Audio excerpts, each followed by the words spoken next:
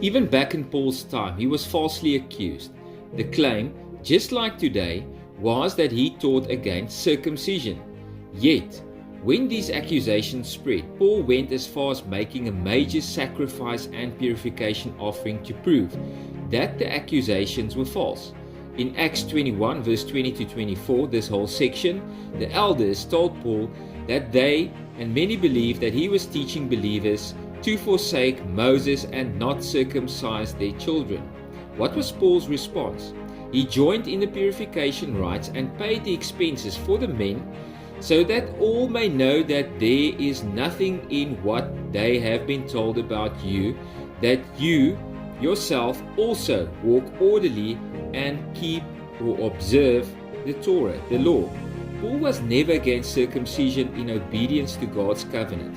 He was against forcing it on Gentiles as a requirement for salvation.